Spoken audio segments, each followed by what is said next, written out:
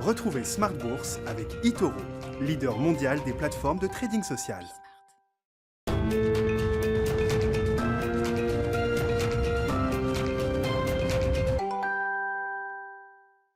Et c'est reparti pour Smart Bourse, votre double dose quotidienne de marché en direct sur Bismart, chaque jour à la mi-journée, 12h30, 13h. Et le soir, la grande édition, le grand digest de l'information économique, financière et boursière pendant 1 heure à partir de 18h30. Au sommaire ce soir, des marchés qui digèrent les derniers chiffres d'inflation aux États-Unis. Et c'est à nouveau une surprise. Au-delà des attentes, le chiffre global de l'inflation américaine pour le mois de juin ressort à 5,4% sur 1 an. On rentrera évidemment dans le détail de ce rapport. L'indice des prix à la consommation qui a été publié en début d'après-midi. Je le disais, les marchés encaissent.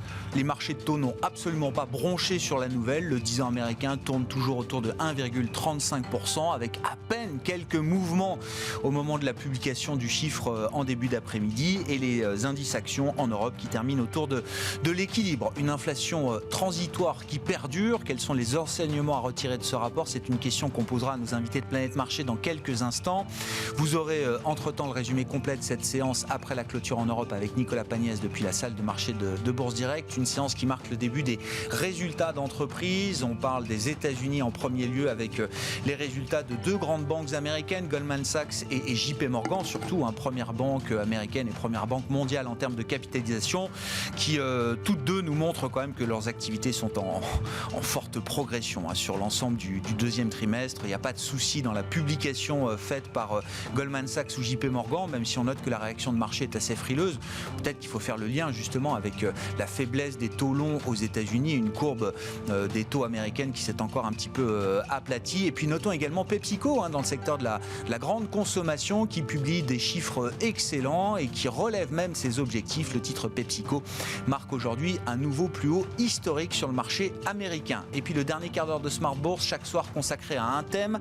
Le thème ce soir, ce sera celui de la santé, le secteur de la santé et ses caractéristiques défensives qui retrouvent, semble-t-il, un peu d'intérêt auprès des investisseurs depuis quelques semaines. On en parlera avec Alice Labouze, la présidente de Trecento Asset Management, qui sera avec nous en plateau à partir de 19h15.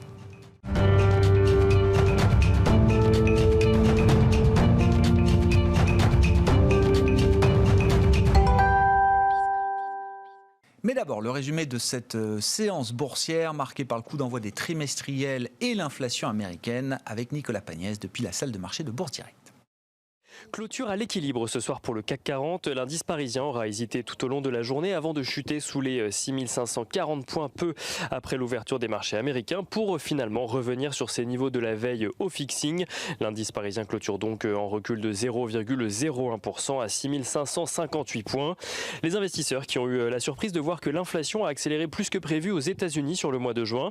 Celle-ci ressort en progression de 0,9% sur un mois mais surtout de 5,4% sur un an, ce qui veut dire que l'inflation évolue sur un niveau supérieur à l'objectif de la Fed de 2% depuis maintenant 4 mois. Un niveau sur lequel Jérôme Powell dira peut-être un mot lors de son intervention semestrielle demain devant le Congrès.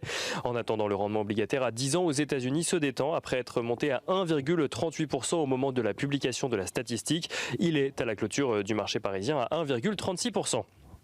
Toujours en matière d'inflation, les investisseurs ont pu suivre l'évolution des prix en France et en Allemagne également aujourd'hui. Donc ils ont pu découvrir l'inflation dans l'Hexagone. Tout d'abord, inflation qui accélère légèrement de son côté au mois de juin. L'indice des prix à la consommation augmente de 0,1% sur un mois après 0,3% au mois de mai. Sur un an, l'inflation s'élève à 1,5%. En Allemagne, l'inflation a connu une décélération de son côté sur le mois et ressort à 2,3%. Celle-ci reste cependant proche de son plus haut niveau depuis 10 ans et ce, notamment à cause de la variable des prix de l'énergie. Du côté des valeurs, à présent, on note tout d'abord aux États-Unis que JP Morgan Chase dépasse les estimations des analystes pour ses résultats du second trimestre. Le bénéfice de la banque progresse de 155% grâce à l'augmentation du nombre de fusions-acquisitions sur la période, mais aussi grâce à la réduction des provisions face au risque d'impayés en lien avec la crise sanitaire. Le bénéfice net de la banque est porté à 11,9 milliards de dollars, ce qui donne 3,78 dollars par action. Donc d'un bénéfice par action de 3,78 dollars contre 1,38 il y a un an. Goldman Sachs annonce de son côté des résultats qui dépassent également les attentes au second trimestre. Son chiffre d'affaires atteint 15,39 milliards de dollars sur la période pour un bénéfice de 5,3 milliards de dollars, soit un bénéfice par action d'un peu plus de 15 dollars contre un consensus de bénéfice par action aux alentours des 12 dollars. Et on note au-delà des bancaires que PepsiCo relève sa prévision de bénéfice pour l'ensemble de l'année. Le groupe vise désormais une croissance de 11% grâce à une accélération de la demande, mais aussi grâce à l'assouplissement des restrictions sanitaires. Valeur toujours, mais à Paris à présent. On note que Nokia était ce soir en tête du SRD, affichant une progression de plus de 8% grâce à la révision à la hausse de ses prévisions de résultats pour l'année 2021, après une accélération de l'activité constatée sur le second trimestre.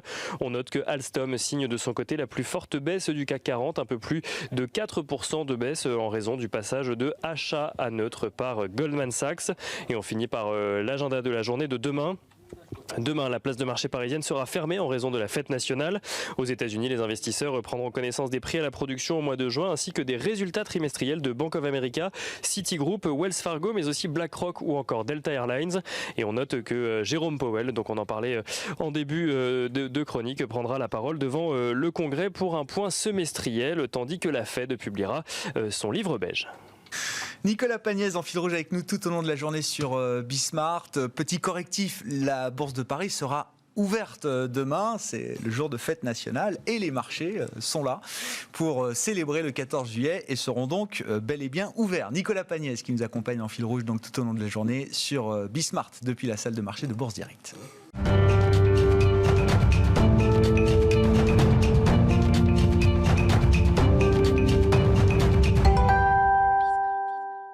Trois invités avec nous pour décrypter chaque soir les mouvements de la planète marché. Jeanne Asraf-Biton est avec nous ce soir, directeur de la recherche marché de l'IXOR. Bonsoir et bienvenue Jeanne. Bonsoir Grégoire. Merci d'être là. Merci à Louis Defels de nous accompagner également, le directeur de la gestion de Gay-Lussac Gestion. Bonsoir Louis. Bonsoir Grégoire. Et Cyriac Dayan avec nous. Bonsoir Cyriac. Bonsoir. Merci d'être là. Vous êtes gérant diversifié chez Sanso IS. L'inflation évidemment à la une. Alors la question initiale c'était est-ce que les doutes sur la croissance l'emportent aujourd'hui sur les craintes inflationnistes? Ça c'était la question avant la publication à 14h30 de l'inflation américaine, l'indice des prix à la consommation, le CPI dans son acronyme anglais, qui surprend à nouveau à la hausse puisque le chiffre headline, le chiffre global, ressort à 5,4% sur un an. Et puis si on prend des mesures un peu plus strictes d'inflation, l'inflation cœur, expurgée des éléments les plus volatiles, on est là aussi en rythme sur un an, sur un rythme toujours plus important en tout cas que le mois précédent, puisque le core CPI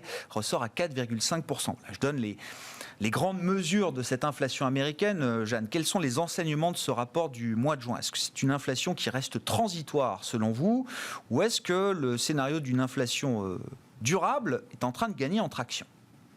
Non, je pense c'est une inflation qui reste, de mon point de vue, transitoire.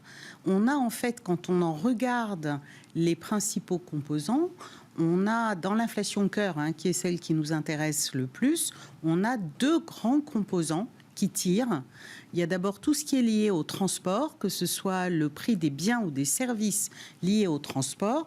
C'est vraiment une grosse partie de l'accélération dont on parle. Concrètement, il faut incarner les choses. C'est le prix des billets d'avion et c'est surtout, on en parle beaucoup, le prix des locations de véhicules, Exactement. voire le prix des voitures d'occasion qui progresse de plus de 10% d'un mois sur l'autre. Absolument. C'est exactement ça. Et donc, ça participe, on va dire, de tout ce qui vient en termes de réouverture d'une économie. On le voit aussi, alors c'est un peu différent, mais on le voit sur le prix du fret qui a triplé. Donc on voit que la réouverture, ça provoque des distorsions. On le retrouve dans le transport. Après, il y a l'autre élément qui, lui, pourrait être... Alors, le temps de la transition, pour finir sur le transport, très difficile à dire. On peut estimer entre 3 et 6 mois, probablement, pour normaliser, en quelque sorte, les canaux de l'économie, on va dire. En revanche, pour ce qui est de l'autre composant, c'est les loyers.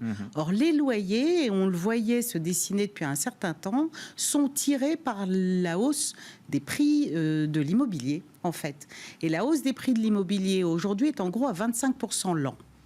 Donc, on sait que sur les mois qui viennent, l'inflation des loyers devrait encore accélérer aux alentours de 3-4%. Il y a une corrélation très forte entre les prix d'un bien immobilier et les loyers avec un peu de décalage. Avec un délai qui est aux alentours d'un an. Maintenant, ce qui paraît intéressant, c'est que l'accélération des prix de l'immobilier est en train d'atteindre un pic. Donc, a priori, ce sera aussi transitoire, peut-être un peu plus long, mais transitoire quand même. Mais j'allais presque dire, c'est presque une bonne nouvelle, parce qu'en réalité, il est nécessaire de voir une inflation qui soit un peu plus, entre guillemets, durable, et pas seulement un choc relatif de prix. Parce qu'un choc relatif de prix comme celui qu'on peut avoir sur le baril, sur le prix des transports, etc., ça peut avoir un effet de frein sur l'activité.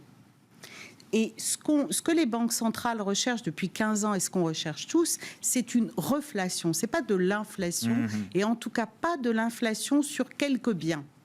C'est un phénomène plus général dans lequel la croissance nominale revient. La mauvaise inflation, c'est celle qui va tuer le client, qui va tuer la demande, oui. C'est ça? Oui, absolument.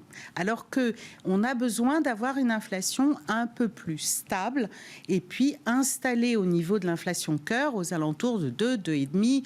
C'est en gros ce que veut la Fed et c'est un peu les niveaux nécessaires, notamment compte tenu des dettes qui ont été accumulées. Il faut bien qu'on puisse ronger la dette année après année. Alors, l'élément essentiel, ça va quand même rester les salaires avec un élément qui vient, on va dire, modérer terriblement l'inflation salariale, parce que nous, on anticipe bien que l'inflation salariale va accélérer, peut-être aux alentours de 4%, ce qui n'est pas rien. Mais dans le même temps, il y a de forts gains de productivité aux États-Unis. Et ils sont là, ils sont bien installés. On est dans un vrai cycle de productivité, ce qui veut dire que c'est au moins 2% l'an. C'est-à-dire que la pression sur les entreprises qui viendrait du coût du travail va rester modérée et à peu près compatible avec les objectifs de la Fed. Donc c'est pas...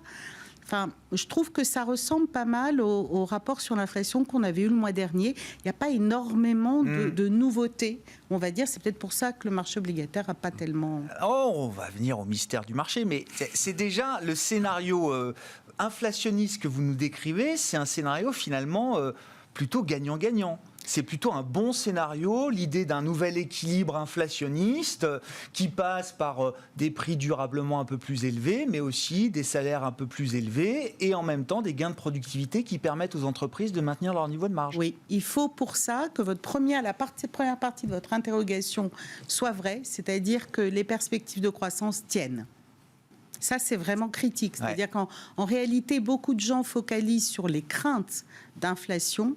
Moi, je trouve que même compte tenu de ce rapport et compte tenu du comportement des marchés ces dernières semaines, les craintes sont plutôt qu'advient-il des perspectives de croissance? On va y venir. Alors, si c'est la vraie question, les doutes sur la croissance, mais petit tour de table quand même sur l'inflation, le sujet de l'inflation. Je sais pas, est-ce qu'il faut choisir un camp transitoire, durable? Est-ce qu'on a des éléments nouveaux là à travers ce rapport américain, Cyriac? Non, on n'a pas d'éléments nouveaux dans le rapport parce qu'en effet, le chiffre est quand même impressionnant en absolu. Maintenant, si on le regarde dans le détail, les dynamiques sont assez proches de ce qu'on a connu depuis 2 mois en fait, avec cette explosion, tout simplement parce que les Américains qui veulent acheter une voiture. Alors on a un problème de fond quand même sur la production de voitures aux États-Unis parce que des pièces qui viennent d'Asie n'arrivent pas parce que les bateaux il y a finalement beaucoup trop de demandes, donc les bateaux n'arrivent pas ou pas assez vite. Donc il y a quand même cette demande sur les voitures neuves et donc sur les voitures d'occasion, on se reporte sur ce qu'il y a en stock, ce qui fait exploser les prix.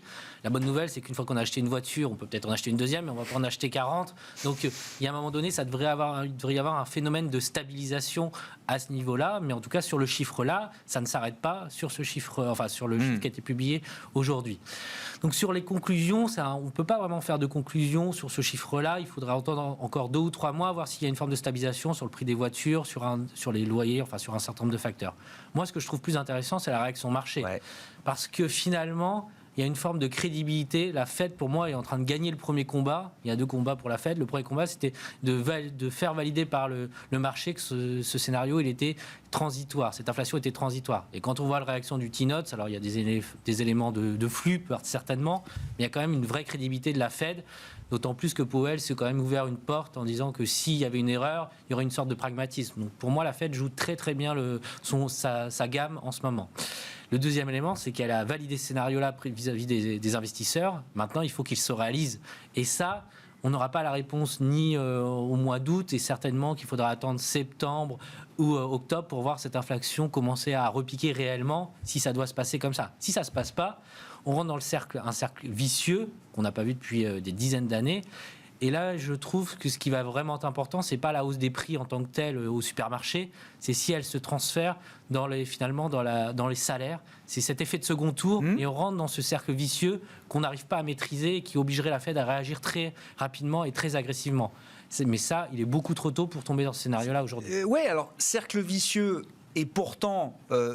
on comprend que c'est quand même de manière assez explicite ce que recherche aujourd'hui la Réserve fédérale américaine.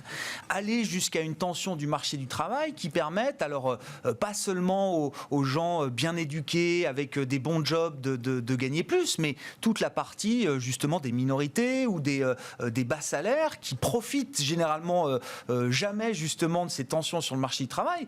La Fed veut aller jusqu'à ce moment-là, visiblement. Alors, tout est une question d'équilibre sur l'inflation. C'est-à-dire que si vous avez une hausse de l'inflation, on citait 2,5, c'est positif, et ça sera positif un peu pour tout le monde, et particulièrement les bas salaires. Sauf que si vous ouvrez la boîte de Pandore et que l'inflation se met à exploser et qu'on se retrouve finalement à courir derrière, à ce moment-là, c'est clairement, en fait, toute l'économie et les plus pauvres seront particulièrement touchés, parce que quand vous avez une inflation à 15 ou 20%, c'est parce qu'on anticipe. Non, bien sûr. Oui. Mais une inflation qui monte même à 7 ou 10%, vraiment une inflation qui sort, enfin, ça sort de la boîte, quoi, le fameux métaphore du tube du dentifrice. À ce moment-là, c'est toute l'économie qui en subit les conséquences. Et c'est ça, d'ailleurs, que les banques... c'est toujours les plus fragiles qui payent le plus. In fine, je pense que c'est les plus fragiles. Mais on en est très loin. Ce que je veux dire, par contre, c'est que globalement, aujourd'hui, dans les chiffres d'inflation, celui qui dit le scénario, c'est certain que c'est transitoire ou c'est certain que c'est une explosion qui va venir, ça me paraît bien téméraire, parce qu'on n'a pas assez de données, tout simplement, et pas assez de visibilité. On peut avoir une vision, mais avoir une conviction à 100%, ça me paraît compliqué. Bon, donc on reporte encore la question au prochain rapport sur l'inflation du mois de juillet pour le mois de juin aux États-Unis. Moi, j'aurais tendance à dire qu'il faut encore 2 ou 3 chiffres, et que le scénario principal est de marché, c'est-à-dire que si l'inflation rebaisse, il n'y aura pas de surprise, c'est vraiment ce que joue le marché aujourd'hui. Par contre, les 10 ou 20% de probabilité que ça ne se passe pas comme ça pourrait faire très mal. Il faut, à mon sens, le garder un peu en tête. On ne peut pas l'exclure à 100%. Bon, Louis, qu'est-ce que vous voulez ajouter à l'analyse? Et puis passons à la première ou la deuxième partie de la question, qui était les doutes sur la croissance, qui semble avoir repris le dessus depuis quelques semaines. En effet, tout a été plutôt bien résumé par les invités sur le plateau. Et c'est vrai que nous, on pense également que c'est plutôt transitoire, même si je suis assez en ligne, il va falloir attendre encore quelques mois, parce que voilà, les effets de base sont encore là pendant longtemps. Donc, on continue de penser, comme la Fed le fait très bien, c'est plutôt des effets de base, vraiment, donc c'est plutôt transitoire. On voit bien qu'il y avait un vrai problème entre la demande et l'offre. Donc, quand la demande surcroît largement l'offre, il y a ce problème de pénurie, et c'est ce qu'on a vu, notamment les prix, voilà, comme vous avez dit, des voitures, des voyages. Donc, tout ça, pour nous, c'est plutôt transitoire. On l'a bien vu sur les taux qui, au contraire, ont plutôt même baissé. Et surtout, ce qui est assez intéressant... Les taux, ils baissent, mais les anticipations d'inflation aussi, elles ont un peu Elles ont complètement reculé, baissé. Et surtout, quand la Fed, il y a quelques semaines, a recalé, ils ont révisé à la hausse leur inflation sur l'année 2021, mais l'inflation pour l'année 2022, il a juste remonté de 2 à 2,1%. Et l'inflation 5 ans dans 5 ans n'a quasiment pas bougé. Et dans 10 ans, encore moins. Il y a même plutôt rebaissé. À la limite, on aurait pu croire, rappelez-vous, quand il y avait eu les premiers chèques aux Américains, il y avait un énorme emballement de la demande et beaucoup de croissance qui avait aussi accéléré ce problème de pénurie. Mais là, ce qui est le plus difficile pour vous qui êtes surtout économistes, c'est de savoir, vous savez, le fameux taux d'épargne, la fameuse cagnotte que tous les gens ont un peu économisé pendant le Covid. On aurait pu penser que si ce taux d'épargne allait venir directement dans la consommation, il y aurait eu un boom qui aurait même encore accéléré cette inflation. Mais quand on voit les derniers chiffres, c'est pas non plus un emballement. Donc au final, on peut juste penser qu'une fois que l'offre et la demande vont se réajuster, parce que c'est vrai que la plupart de l'inflation vient souvent des services, donc là c'est vrai que c'est l'inflation des services, après plutôt l'inflation des biens qu'on a eu pendant les 12-18 derniers mois. Et puis donc là, on voit que ça arrive, mais c'est plutôt transitoire. Donc nous, tant que le taux d'épargne reste assez élevé, c'est plutôt assez sain. Comme disait Jeanne tout à l'heure, il y a beaucoup de gains de productivité. N'oubliez pas que l'inflation, elle décroît. Ça fait 30 ans que les taux décroissent aux États-Unis, notamment par la productivité. Je crois qu'il ne faut pas oublier le nombre d'investissements qui a été colossaux dans la technologie pendant toute la crise du Covid. Et ben ça va énormément augmenter la productivité des entreprises. La démographie aussi, qui est un sujet long terme également, n'est pas favorable pour l'inflation. Donc nous, on pense que c'est plutôt transitoire. Et voilà, donc on l'a plutôt bien vu sur les taux d'intérêt. Donc est-ce qu'il y aura un impact sur la croissance? Nous, on ne le pense pas. On a vu en tout cas que les derniers chiffres là, qui vont arriver, on va être au pic de l'accélération de la croissance sur le T2, en tout cas aux États-Unis, avec encore le T3. Mais après, c'est juste, on va revenir à une normalisation de la croissance. Que ça, la plupart des plans budgétaires aux États-Unis sont plutôt derrière nous. On pourra parler de plans d'infrastructure, en effet, qui aura peut-être un plan un peu inflationniste, notamment sur l'emploi, parce que c'est vrai que les plans d'infrastructure, c'est demandeur beaucoup d'emplois, donc il y aura peut-être un peu d'inflation, mais c'est plus pour 2022-2023. Donc voilà, donc là, on a un peu un scénario, on parlera des marchés après, mais rêvé, plutôt une inflation transitoire. Je pense que la Fed l'a bien montré. En tout cas, elles vont toujours être très accommodants. On pourra aussi voir qu'avec le variant Delta qui arrive, on peut se dire, est-ce que le fameux tapering que tout le monde parlait pour le mois d'août, pour Jackson Hole, est-ce qu'il va arriver? Est-ce que ça va être décalé? En tout cas, peut-être qu'ils vont faire peur, pour un peu comme le président français, pour obliger les gens à se vacciner. Donc c'est vrai qu'aujourd'hui, on est un peu dans le meilleur de tous les mondes. Des banques centrales toujours accommodantes. Elles vont aller doucement pour le tapering, des relances pour le budgétaire. Mais voilà, on va juste normaliser la croissance. Donc c'est entièrement normal que les taux se stabilisent. Et donc c'est encore très positif pour les marchés actions parce que les banques centrales sont toujours au soutien. Et sur le fond de la croissance, pas plus d'inquiétude non plus, y compris avec un risque sanitaire qui nous montre qu'il est toujours présent, mais y compris également avec de possibles conséquences économiques.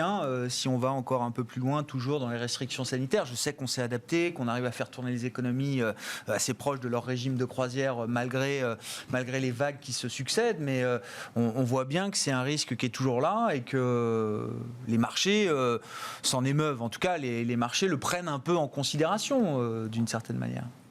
Oui, non, peut-être pas trop, parce que c'est vrai que moi je pense que ça y est, ça fait depuis longtemps que tous les problèmes du coronavirus c'est plutôt derrière nous, en tout cas que le marché l'a bien anticipé. Ouais. Le vaccin est là, même s'il a pris un peu plus de temps. C'est ce qu'on disait il y a quelques semaines. Vous le dites encore aujourd'hui, malgré les alertes, l'allocution présidentielle, les mesures qui peuvent reprendre forme ici et là. Après, pour vous, c'est un sujet qui est, quand on est sur les marchés, non, parce que je pense que ça y est maintenant, en tout cas que ce soit aux États-Unis ou en tout cas dans tous les pays, on va dire européens qui comptent, en tout cas au niveau mondial sur les marchés financiers. Clairement, nous, notre scénario, c'est absolument pas du tout de reconfinement. C'est que c'est toujours une course vaccin contre le virus. Mais ce qui est très important, vous savez comment ça se passe. En fait, quand vous êtes vacciné, c'est juste que vous enlevez les pondérations d'hospitalisation et de mort. Donc au final, c'est que souvent, c'est pas parce que vous êtes vacciné que vous pouvez pas avoir le virus en vous-même, mais souvent vous êtes asymptomatique. Donc c'est pour ça qu'il faut que la plupart des gens soient vaccinés ou continuent de porter le masque pour éviter que ça se propage. Mais nous, on continue de penser on voit que le taux d'hospitalisation, lui, n'augmente pas. Donc il n'y a pas de raison de fermer les économies.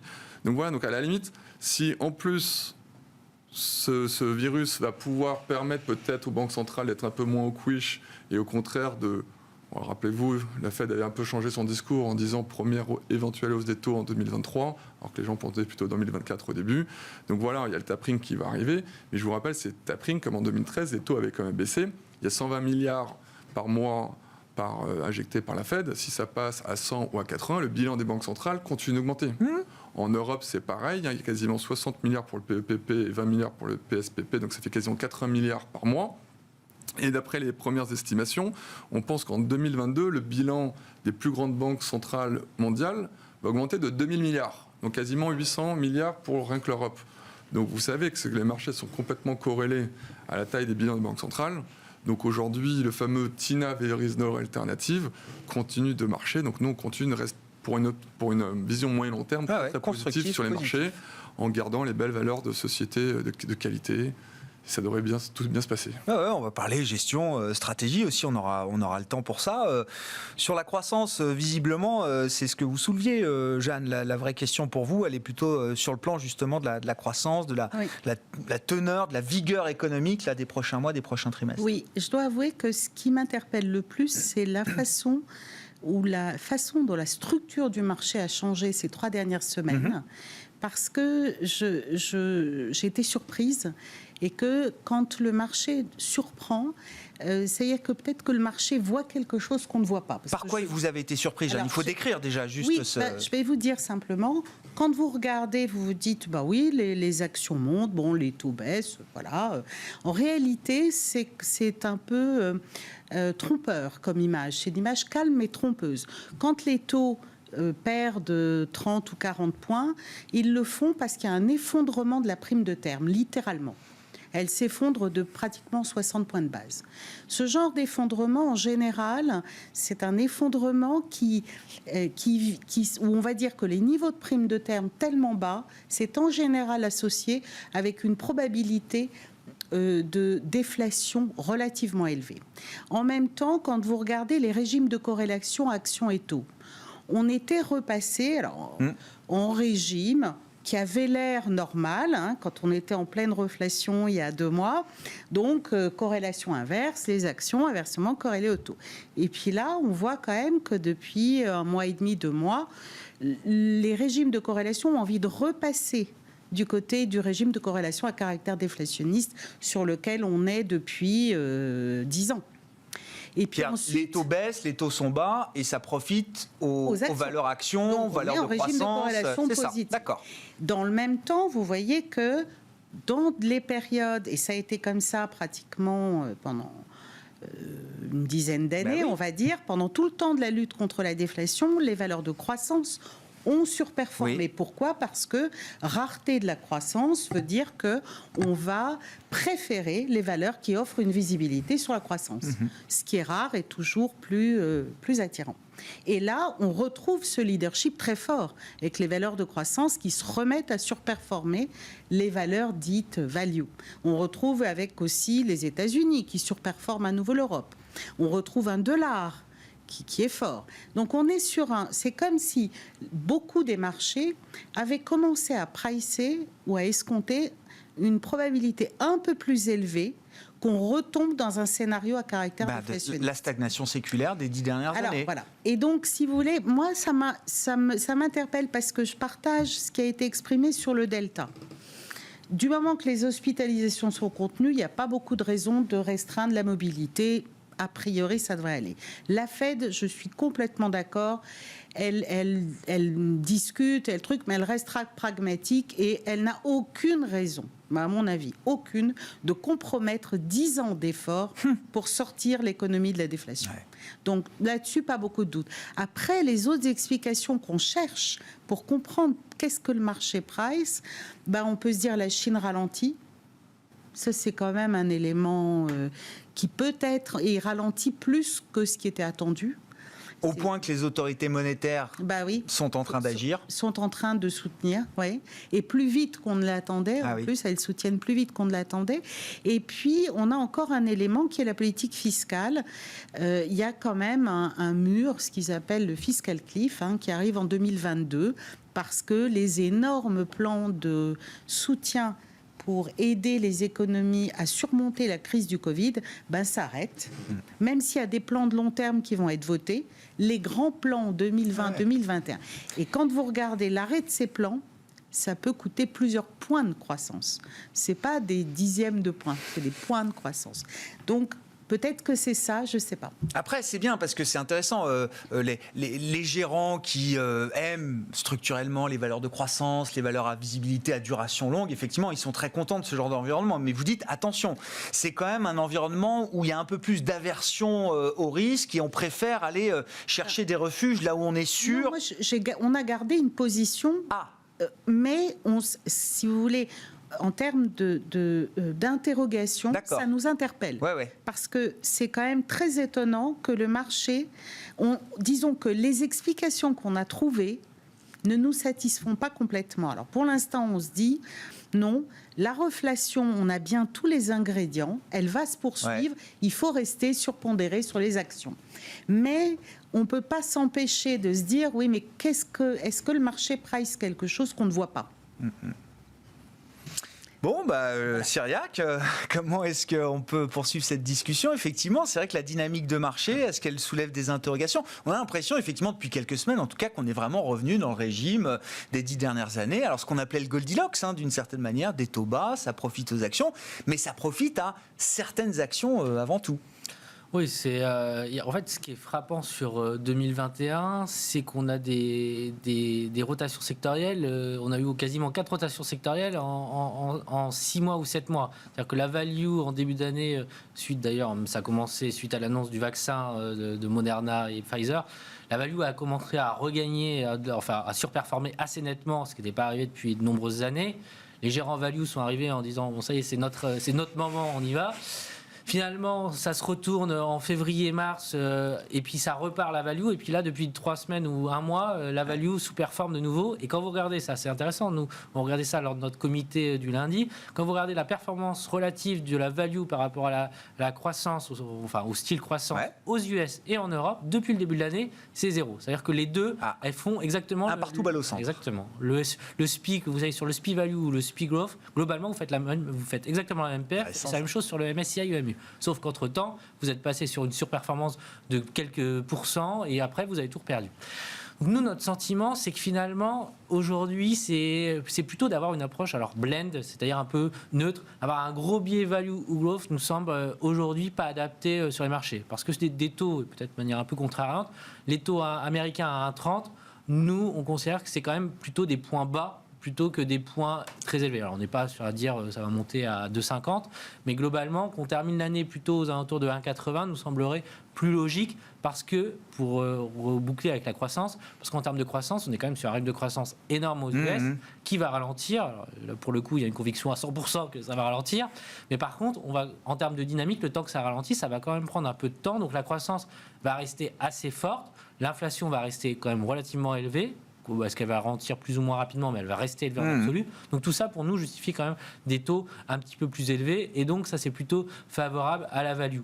Mais et ça, comme Jeanne vous dit, oui, continuer de jouer la reflation, au moins dans certaines parties des portefeuilles et des stratégies, oui, ça a du sens, toujours. Oui, sauf que dans le même temps, je vais vous dire, il ne faut pas mettre 100% sur la value. Non. Voilà, c'est une question d'équilibre. Alors le métier du gérant, c'est de trouver un équilibre. Et donc c'est pour ça qu'aujourd'hui, nous, on est plutôt dans les portefeuilles blend en termes de style, dans la construction de nos biais. Ce que je trouve très intéressant, c'est aussi que si vous regardez ce qui s'est passé dans la première partie suite à l'annonce, pour revenir à novembre suite à l'annonce de Moderna et Pfizer, nous on a appelé ça un rallye poubelle, c'est-à-dire que c'était vraiment les boîtes les plus pourries qui rebondissaient, ce qui était assez, c'est logique d'une certaine manière, elles avaient tellement été massacrées, mais quand vous regardez la profitabilité, quand vous regardez les révisions, tout ça c'était des boîtes à la cave. Et ça, ce qui est intéressant, c'est quand même depuis, on va dire 2 mois, le rallye des marchés actions, il est plus tiré par ces boîtes-là. Il y a une forme de normalisation et ça, on est plutôt rassuré. Maintenant, moi, je trouve qu'il y a un vrai argument et pour rebondir, nous, aujourd'hui, en tout cas, on est neutre sur nos portefeuilles au niveau d'actions. Un vrai argument qui va contrebalancer tout ça, c'est la valorisation. C'est-à-dire qu'il y a beaucoup de bonnes nouvelles qui, pour nous, sont déjà dans les cours et en particulier sur les actions américaines. En face de ça, si on regardait la valorisation, on se mettrait négatif sur les marchés actions. En face de ça, il y a un vrai argument que je trouve important, c'est le fameux buy the dip. C'est-à-dire que globalement, il y a tellement de liquidité dans le marché que dès que le marché baisse, globalement, il y a des acheteurs. Et je vais vous prendre un exemple rapide. Vous regardez le MSCI World, vous regardez les flux sur les ETF. Quand le marché, depuis le début de l'année, le MSCI World baisse, les flux sur les ETF grimpent. C'est-à-dire qu'il y a des flux acheteurs. Or, en général, les ETF, c'est ce qu'on vend en premier lorsque ça baisse. Ce n'est pas le cas aujourd'hui. Donc ça veut dire qu'il y a des acheteurs qui attendent les baisses de marché. Mais on n'est plus dans l'anticipation. Le SPI est à plus 15, plus 20 depuis le début de l'année. Si, de notre point de vue, sur le deuxième semestre, on est plutôt sur une hausse peut-être de 5%. Mais le gros du mouvement, il est fait. C'est plus maintenant où il faut être overweight. Intéressant, hein. Bon. Moi, je pense que c'est assez intéressant, c'est que j'ai la chance d'avoir commencé dans les marchés financiers qu'en 2007, donc quasiment nourri aux banques centrales depuis maintenant 14 ans. Et en fait, c'est vrai que là, toujours le débat value ou croissance, moi, j'ai quasiment jamais connu, parce que la croissance, ça fait que de surperformer. Vous n'avez jamais vu la value, oui. Et je pense que cela va continuer pendant peut-être les 10 prochaines années, en tout cas, tant que les banques centrales seront là. Pourquoi ? Parce qu'en gros, nos aînés, en tout cas dans les livres d'histoire, on nous expliquait que la value surperformait sur le moyen long terme la croissance. Mais c'était le cas quand il y a des vrais cycles économiques et quand il y avait vraiment de l'inflation. Sauf que tout ça, ça a complètement disparu. Les banques centrales ont complètement anéanti les microcycles. Voilà, on a vu, il y a des cycles de 6 mois. En effet, quand il y a les ISM manufacturiers, quand l'économie réaccélère, évidemment, depuis l'été dernier, juste avant l'annonce du vaccin, il fallait revenir vers les cycliques, les values, les valeurs aussi, très mauvais fondamentaux qui ont aussi augmenté, mais il y en avait aussi qui avaient fortement monté. Et celles-ci ont très fortement surperformé, plutôt les valeurs de croissance défensive, sur 6 mois. Et à chaque fois que ça s'est passé dans le passé, il y a eu 3 fortes périodes. Et à chaque fois, ce sont des valeurs qui surperforment sur des courtes périodes. Et donc nous, depuis déjà maintenant plus 6-8 semaines, on alerte en disant ça y est, la surperformance de ces valeurs sont faites. revenez plutôt vers les valeurs de qualité, les banques centrales vont être là, plutôt les valeurs qui ont complètement sous-performé depuis 6 mois, type les Unilever, les Nestlé, les Oui, PepsiCo, plus historique, là, on vient d'en parler. N'a pas fait grand-chose, et qui offrent de la visibilité. Et comme les banques centrales, on a vu, et peut-être en plus, ça c'était même avant que le variant Delta arrive, vous n'avez pas le choix, les cycles économiques sont complètement distordus par les banques centrales. Donc nous, voilà, on a énorme visibilité. Les banques centrales vous disent plus de 2000 milliards 2022. Pourquoi s'embêter? Continuons d'acheter ces valeurs, même si elles sont chères, je vous l'accorde. Mais en revanche, nous, on ne veut plus du tout de cyclique et de value aujourd'hui en portefeuille. On privilégie les belles sociétés de qualité de croissance défensive. Qu'est-ce que vous attendez des publications de résultats, Louis? Question très ouverte, hein. Ça peut être au global, ça peut être sur des secteurs spécifiques. Qu'est-ce que vous allez vouloir regarder là en premier lieu dans les résultats du deuxième trimestre? Alors les résultats du deuxième trimestre vont juste être historiques. On a vu même les premières publications, en tout cas sur certaines valeurs en Europe, beaucoup de révisions encore à la hausse, sur des cycliques aussi, parce que évidemment les valeurs cycliques vont hyper bien publier, mais comme je dis, on a parlé tout à l'heure, on arrive au point d'accélération de la croissance. La Chine, c'était quasiment sur le premier trimestre. Au pic d'accélération, c'est ça. La Chine, on franchit qui était sortie, c'était le T1. Les États-Unis sur le T2, donc les chiffres historiques vont être incroyables aux États-Unis. On attend, je crois, plus de 45% de croissance des bénéfices par action maintenant aux États-Unis. En début d'année, on était qu'à 28. Je crois qu'après le T1, on était à 32. Et là, vous allez voir, on était à 38, mais on va quasiment finir à plus 45 post-T2. Et après, ça va se normaliser. Bien évidemment, je suis d'accord avec vous, il y aura moins à attendre sur le S2. Mais les gens, petit à petit, vont commencer à acheter 2022 avec des banques centrales sont là. Donc, ça devrait encore bien se passer. Et l'Europe, c'est plutôt sur le T3, avec la réouverture des économies, on va voir le pic de l'accélération. Donc c'est pour ça qu'en effet, bien évidemment, les valeurs cycliques vont très bien publier, ces valeurs vont bien publier, mais il suffit qu'elles déçoivent un petit peu plus sur les guidance en disant attention, les coûts de fret vont faire, les matières premières vont nous impacter, et là, attention quand même à regarder les marges sur ces sociétés. Bon, très positif comme discours, hein. Enfin je me trompe pas. Nous on est très positif. Vous parliez tout à l'heure sur les MSCI, dès que ça baisse, il y a des flux qui viennent. Oui, non, il y a tellement d'argent. Non, mais le problème c'est qu'il y a tellement d'argent. Beaucoup de gens sont prudents sur les marchés, attendent que ça baisse, peut-être la Chine, je ne sais pas quoi, le variant. Le marché ne veut même pas baisser. Vous avez vu jeudi dernier, le marché perd 2, il remonte aussi vite derrière. Donc nous, on continue de penser qu'à chaque fois que le marché baisse, c'est des opportunités d'achat. On a vu, hein, le CAC est passé de 6007 à 6004 au plus bas, je sais pas, ça fait 5% de baisse. Bon, bah, tout de suite, on trouve déjà une zone là pour se stabiliser, voire racheter un petit peu. Sur les résultats micro, Jeanne, en vision globale, qu'est-ce qui va vous intéresser? Est-ce qu'il y a des secteurs particuliers? Est-ce qu'il y a des surprises potentielles que vous voyez se dessiner? Écoutez, je pense que la saison, a priori, va être au moins à hauteur des attentes très optimiste des marchés. Maintenant, évidemment, la moindre déception va être extrêmement durement sanctionnée. Donc, on va beaucoup regarder les résultats, mais aussi tout ce qui est de l'ordre de la guidance. Ce qu'ils vont nous dire ou nous donner comme indication pour les mois qui viennent. Parce que c'est vrai que les valorisations intrinsèques sont chères, et historiquement, elles sont chères, mais ça rejoint ce que vous disiez à l'instant. La valorisation relative au marché obligataire, elle n'est pas chère. On a des primes de risque colossales et qui sont historiques, mais elles le sont parce que les banques centrales distordent tellement les marchés obligataires que ça rend les marchés d'actions attractifs. Donc, on va regarder de très près tout ce qui est susceptible de remettre en cause le scénario de hausse des profits 2021 et ce que nous disent les entreprises sur la tenue de leurs marges pour la fin de l'année et potentiellement pour 2022. Parce que de notre point de vue, ça ne va pas se jouer au niveau de la valorisation, mais vraiment des marchés qui vont rester drivés par les BPA. Et les marges, alors tout à l'heure dans la vision un peu macro que vous nous livriez, vous n'étiez pas inquiète parce qu'il y a de la productivité, donc la hausse des salaires sera absorbée par les entreprises, mais enfin quand même le coût des intrants, là sur le très court terme, je ne sais pas, ça va être intéressant de voir les stratégies d'entreprise. Est-ce qu'il y a celles qui peuvent tout de suite monter les prix, celles qui vont attendre un petit peu pour pas tuer le client non plus, comme on disait? Ce qu'on voit ou ce qu'on entend de la part des entreprises et ce qu'on voit dans des enquêtes, c'est qu'elles retrouvent du pricing power. Et elles le disent. Donc elles en y compris dans des secteurs qui structurellement en avaient moins que d'autres Je ne peux pas vous dire que c'est général. C'est évidemment plutôt réservé aux secteurs qui profitent de la réouverture. Mais le concept de pricing power, c'est un concept intéressant parce que c'est quelque chose qui se répand. Ça c'est de même nature que des anticipations d'inflation. Pour que l'inflation marche, il faut qu'il y ait une anticipation qu'on peut le faire. Donc, la façon dont les entreprises arrivent à relever leurs prix, c'est très important parce que ça veut dire qu'ils osent le faire. Et puis, vous avez l'autre élément très important, ce qu'on appelle le levier opérationnel. Le levier opérationnel, ça veut dire que mécaniquement, quand votre croissance accélère, vos frais fixes sont amortis sur une base beaucoup plus large. Et le levier opérationnel, alors quand on a des croissances à 6% ou 8% aux États-Unis cette année, ça veut dire en gros des hausses de chiffre d'affaires de 10%. Le levier opérationnel va jouer à plein et il est très fort en Europe également. Donc les marges, on n'arrive pas à les voir en risque avec un pareil levier opérationnel. Sauf toujours si les perspectives de croissance étaient remises en cause. Nous, ce n'est pas notre scénario central aujourd'hui, mais on regarde le risque quand même. C'est un petit doute qui est apparu dans le marché. Vous dites qu'il faut juste que ce soit... il faut le surveiller. Bon. Sur les résultats, la saison micro, Cyriac, est-ce qu'il y a des points particuliers à mettre en avant ? Ça va être historique et je pense que c'est ça le sujet. C'est un peu comme sur les valorisations, c'est-à-dire que le chiffre, il est extraordinairement élevé, surtout en Europe. Et je pense que pour le coup, moi qui ne suis pas forcément le plus positif sur les actions européennes, je trouve que cette année, si on doit surperformer, si les actions européennes doivent surperformer, c'est cette année, parce qu'il y a un peu un alignement des planètes en notre faveur.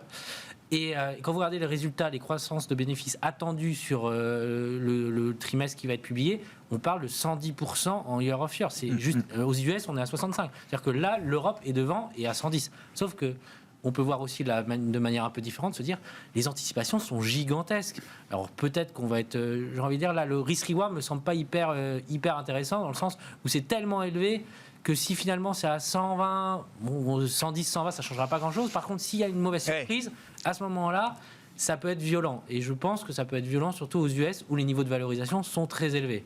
Maintenant, quand on regarde ce qui s'est passé sur les banques aujourd'hui, c'est intéressant. Globalement, les banques, baisse. JP Morgan, Goldman Sachs. Non, ça avait l'air même très très bon. Et donc, à un moment donné, la psychologie de marché, elle peut jouer à ce moment-là. Maintenant, qu'on soit clair, nous, on n'est pas dans un scénario, un vrai marché baissier, c'est plutôt une correction de 5-10%, un peu ce qu'on appelle une respiration.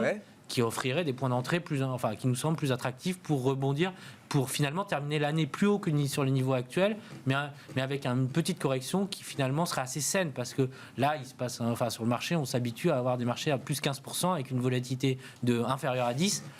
Ça se passe historiquement, on peut imaginer que ça se reproduise, mais en général, c'est pas le rythme de croisière. Ça me semble. En tout cas, moi, ça fait 15 ans que je bosse. Ça fait pas 15 ans que ça se passe comme ça aussi. Et à un moment donné, il faut que ça respire, et c'est assez sain aussi. Tiens, dans l'ambiance positive de ce soir, y compris sur les résultats d'entreprise, il y a une entreprise quand même qui marque un peu les esprits encore aujourd'hui, c'est Atos. Alors, contre les autres, contre la tendance, qui révise fortement à la baisse ses prévisions de croissance pour l'exercice en cours. Je sais pas comment, 2 minutes là, comment on peut analyser le cas Atos avec vous, Louis? C'est vraiment spécifique Atos?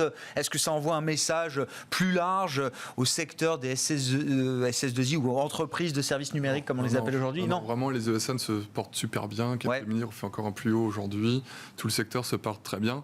C'est vraiment Atos, je pense que c'est un cas spécifique. Vraiment, c'est un cas à part, une grande société qui est, je pense, mal gérée depuis très longtemps. Et c'est vrai que ce qui est très important, pour être sûr, pour éviter aux gens qui nous écoutent d'arriver à avoir ces déboires, c'est toujours, vous savez, quand vous valorisez une société, il y a 3 choses. Il y a le compte de résultat, le bilan et les tableaux de flux.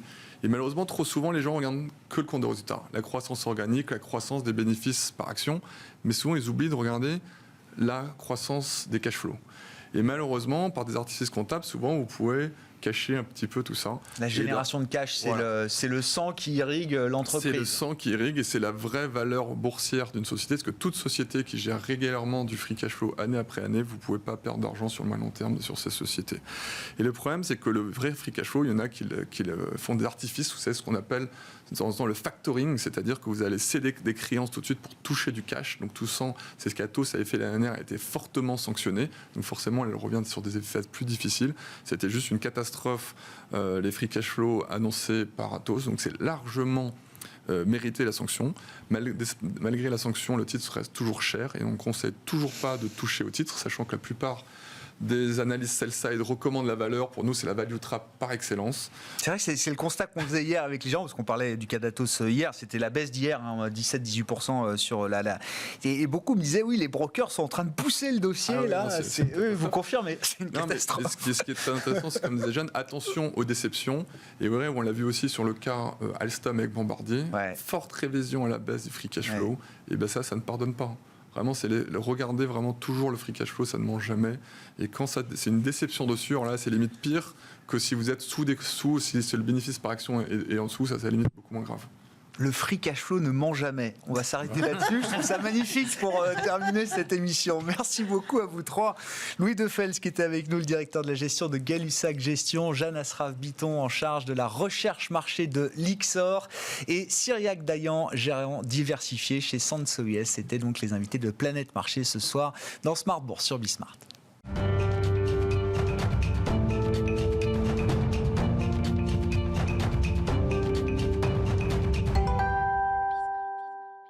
Marché à thème, chaque soir, c'est le quart d'heure thématique de Smart Bourse. Pour conclure l'émission, on parle ce soir du thème de la santé au sens large et des perspectives boursières du secteur de la santé et de la pharma avec Alice Labouze, présidente de Trecento Asset Management. Bonsoir Alice. Bonsoir Grégoire. Merci d'être là, ravi de vous retrouver. C'est un des deux piliers stratégiques des investissements de Trecento Asset Management. Il y a la robotique et la santé pharma. C'est un peu le constat qu'on dressait avec nos invités juste avant. L'ambiance de marché a un peu changé depuis quelques semaines.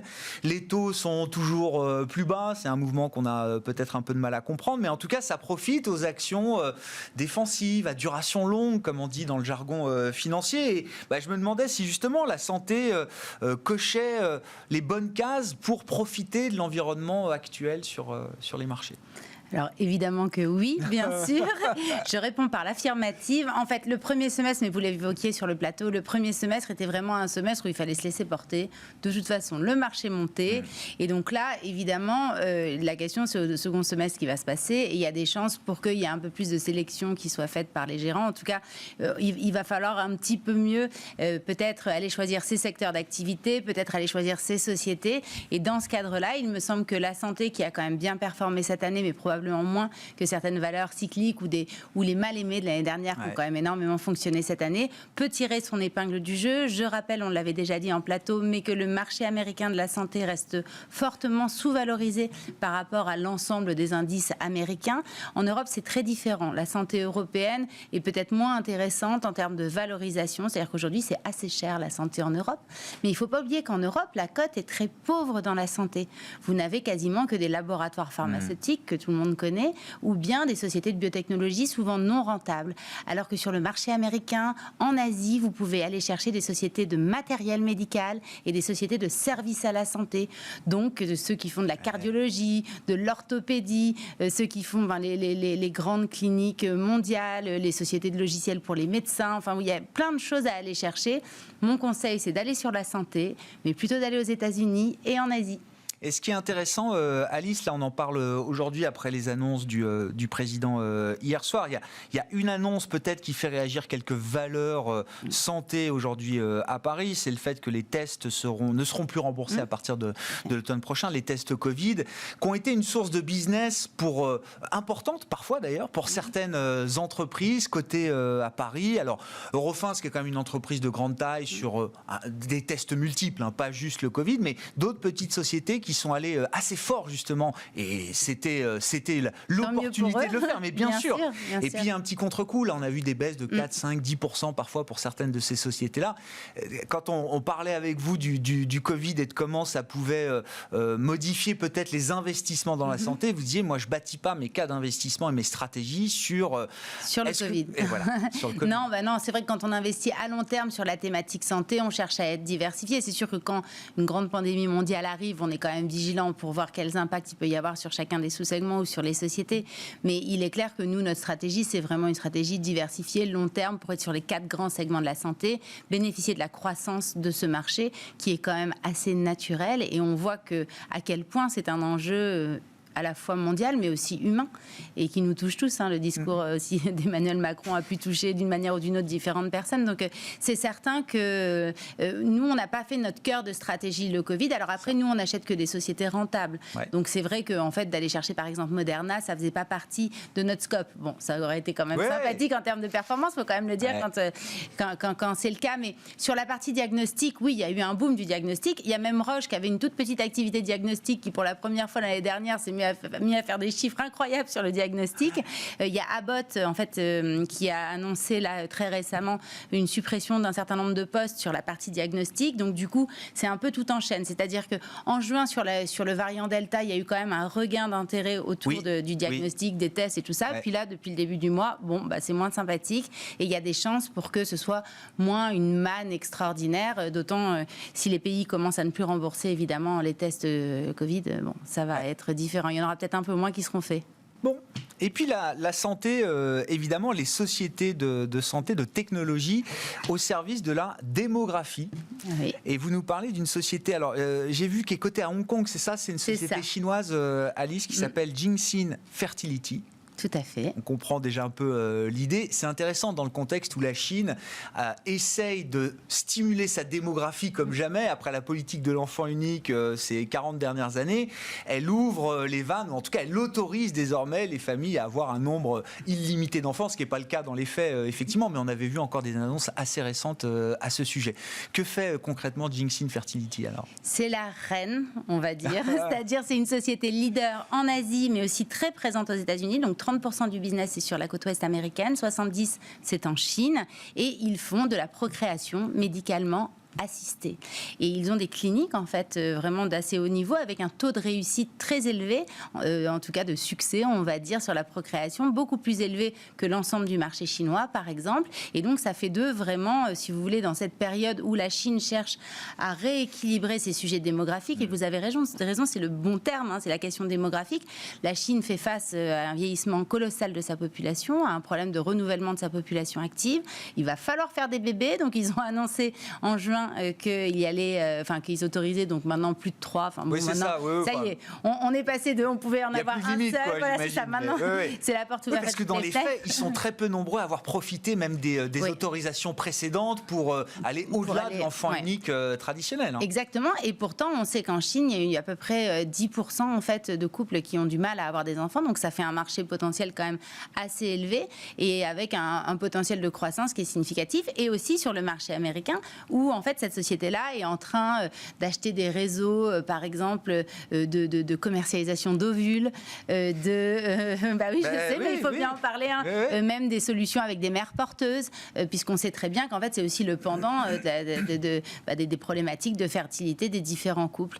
Et donc j'ai trouvé ça intéressant de parler de cette société parce que ça reboucle un peu avec le début de notre échange qui consiste à dire, oui, le Covid est important évidemment dans la santé, mais là on est en train, si vous voulez, d'en sortir plus ou moins.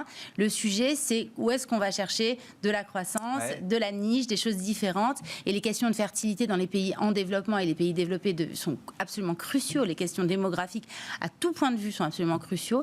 Et je trouve que cette société, si vous voulez, qui est vraiment, de mon point de vue, une vraie pépite. C'est-à-dire que pour moi, c'est une société qu'il faut entrer dans son portefeuille et la garder longtemps parce qu'en fait, elle est en train de prendre des parts de marché sur le marché américain. Elle est très présente sur le marché chinois et elle se développe sur toute l'Asie du Sud-Est. Juste pour la petite histoire, elle a été introduite en bourse à Hong Kong en 2019. Elle a levé 390 millions de dollars. Aujourd'hui, la société vaut 4,5 milliards. Voilà, donc on est juste 2 ans après. C'est pour vous donner une petite idée. Après, ça swing et c'est assez cher. C'est-à-dire que c'est une société, c'est pas bon père de famille, voilà. Non, mais c'est un processus qui est complètement dérisqué. Enfin, je veux dire, leurs technologies sont déjà, ils ont déjà, le marché est là, ils sont déjà rentable, implantés. Voilà, premièrement, c'est une société rentable, c'est une société qui fait du business, c'est une société qui a déjà des cliniques pignon sur rue, qui a été créée par un consortium de médecins chinois très connus, très réputés sur le marché chinois, justement sur ces sujets de fertilité. Et je pense c'est une société qui va gagner encore en taille significativement par sa stratégie, par son positionnement et par l'écosystème dans lequel elle est, qui est un problème démographique majeur, et pas seulement en Asie, mais aussi aux États-Unis avec les problèmes de fertilité. Qu'est-ce qui fait qu'elle est meilleure que d'autres, justement, dans ce marché, sur ce marché de la procréation médicalement assistée ? C'est une des rares à être cotée. C'est-à-dire qu'en fait, c'est toujours pareil. Vous savez que sur les marchés financiers, il y a une prime en fait aux pure players cotés. En fait, il y a quasiment pas de sociétés Il n'y a qui pas sont de comparable, vous dites. Franchement, non, ou très peu. Ou alors, ça va être des divisions de grands groupes, et donc c'est très dur de donner un prix, enfin, en tout cas, d'évaluer la dynamique au sein du groupe. Donc non, là, au contraire, c'est vraiment la pépite. Si ça se trouve, elle va se faire racheter un jour. Alors après, c'est les Chinois, c'est toujours un peu plus compliqué. Mais en tout cas, elle est en train de racheter. Et oui, c'est coté à Hong Kong, parce que c'est très difficile de ce côté ou d'acheter pour les étrangers du marché, enfin, de la Chine en Chine. Donc tout le monde se fait coter à Hong Kong, et ça fonctionne assez bien. Bon. Et c'est une croissance incroyable. Enfin, c'est une croissance aujourd'hui, oui, 20% de croissance annuelle. Voilà. Et juste les bénéfices par action, c'est 40% de croissance annuelle. C'est-à-dire qu'en fait, le chiffre d'affaires augmente de 20%, mais les bénéfices augmentent de 40% par an. Voilà. Donc en plus, ils gagnent en productivité. De la croissance rentable et en marge. Très rentable. Voilà. Jingxin Fertility, donc coté à Hong Kong, pour ceux qui s'intéressent aux questions démographiques et à comment la santé peut apporter des solutions. Merci beaucoup Alice Labous qui est venue nous parler du secteur de la santé, de la pharma et de Jingxin Fertility, la présidente de Trecento Asset Management, avec nous dans le quart d'heure thématique de Smart Bourse ce soir. Ainsi se termine cette émission. On se retrouve demain en direct, non pas demain, les marchés seront ouverts, mais nous serons off pour la fête nationale. On se retrouve donc jeudi en direct à 12h30 sur Bismart.